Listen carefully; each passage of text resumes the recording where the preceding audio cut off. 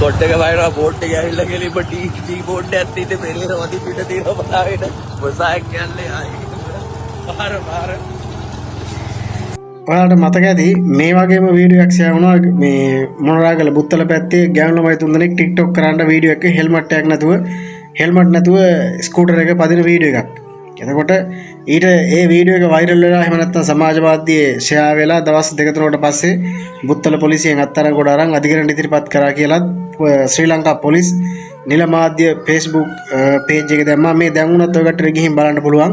ඒ කට්ටිය අරස් කරලා බුත්තල පොලිසියෙන් අධිකරණ ඉදිරිපත් කරා කියලා. එතකොට මෙන්න මේ වීඩියෝ එක මේකේ ඔය බයිසිකලේ පදින්නේ චාමර රණවක කියන ජනප්‍රිය ගායකයෙක්.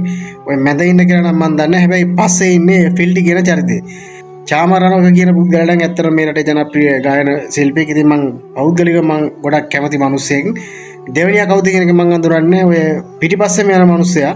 ෆිල්ඩි කියන මිනිස්සයා කට ඇරියොත් කුණුහරුප කියන චරිතයක් ඔය ලංකාවේ ඕන කෙනෙක් දන්නවා.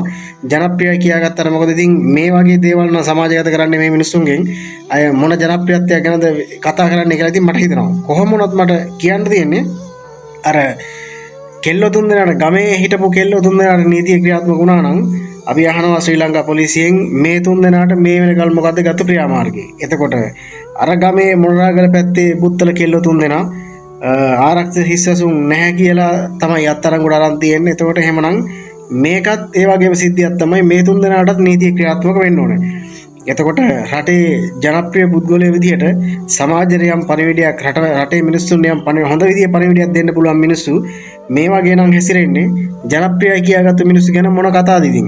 එතකොට මට නම් හැඟෙන දෙයක් තමයි අර වීඩියෝ එක මේ කට්ටිය අනිවාර්යෙන් නොදැක්කා නෙමෙයි. ඒ කට්ටිය දැක්කා. ඒ වගේම තමයි ඒ කට්ටිය ඇරස්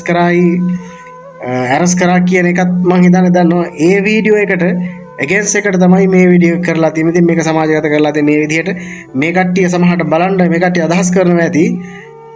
ඒවුන් ඇරස් කරාට අපි වෙනුවෙන් නීතිය ක්‍රියාත්මක කරන්න ලේසි නෑ කියන එක සමහර සමාජගත කරන්න මේ දේ කරා වෙන්න පුළුවන්. මොකද අනිවාර්යෙන්ම අරකට against එකට තමයි මේ වීඩියෝ කරේ කියන එක මම කියනවා. ඉතින් අපි ශ්‍රී ලංකා පොලිසියෙන් අහනවා අර ගමේ කෙල්ලෝ තුන්දෙනාට නීතිය ක්‍රියාත්මක කරේ උන් අහිංසක නිසාද දුප්පත් නිසාද? එතකොට මේ තුන්දෙනාට මේ වෙනකල් නීතිය ක්‍රියාත්මක කරන්න බැරි උනේ මේ මිනිස්සු රටේ ජනප්‍රිය පුද්ගලයෝ නිසාද කියන එක. එතකොට කියනවා නීතිය මුළු රටේම ඕන කෙනෙක්ට පොදුයි, ඕන කෙනෙක්ට එකයි කියලා, නීතිය හැම කෙනාටම සමානයි කියලා. නීතිය හැම කෙනාට සමානයි නම් චාමර රණවක ඊට පස්සේ මේ මැද ඉන්න පුද්ගලයා සහ ෆිල්ටි කියන මිනිස්සයාට මේ වෙනකල්ම නීතිය ක්‍රියාත්මක කරේ නැත්තේ ඇයි? මේ වෙනකල් මේ වීඩියෝ එක ශ්‍රී ලංකා පොලිසිය නොදැක්කද කියන එක අපි අහනවා. මේ පුද්ගලයා තුන්දෙනා එක කිසිම තරහක් නැහැ. අපේ ප්‍රශ්නේ තියෙන්නේ මේ මිනිස්සු මේ රටේ මිනිස්සුන්ට සමාජගත කරන දේ තමයි ප්‍රශ්නයක් තියෙන්නේ. මේක ඇත්තටම වැරදි.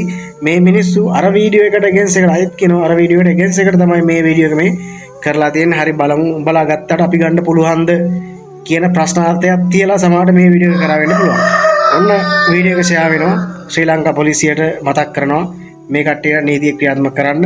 එතකොට මේ ඇක්සිඩන්ට් ෆස්ට් කියන page එක තමයි මේ වීඩියෝ එක දාලා තියෙන්නේ. මම ඒකෙන් තමයි මේ කැලලක් ගත්තේ.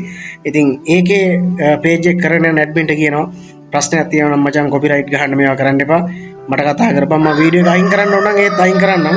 ෂෙයා කරනවට වැඩිය මට මේ දේ කියන්න අවශ්‍යතාවයක් තිබ්බා. ඒකයි මම වීඩියෝ එකෙන් කොටසක් ගත්තේ. මොකක් හරි ප්‍රශ්නයක් තියෙනවා නම් මට කතා කරන්න. මේකට කොපිරයිට් ගහන්න මේවා කරන්න යන්න එපා, රිපෝට් ගහන්න යන්න එපා. ඒක කාරුණික කිල්ලීමක්. ඉතින් අපි සමාජගත කරන්න අවශ්‍ය වුණා මට මේදී අයත් මතක් කරනවා පොලිසියට. ගමේ කෙල්ල තුන්දෙනාටයි මේ තුන්දෙනාටයි දෙවිදිහක් වෙන්න බෑ. අපි බලාගෙන ඉන්නවා, මුළු රටක් බලාගෙන ඉන්නවා. අනිවාර්යයෙන් මේ කට්ටිය වෙනුවෙන් නීති ක්‍රියාත්මක වෙන්නේ කොහොමද කියන එක.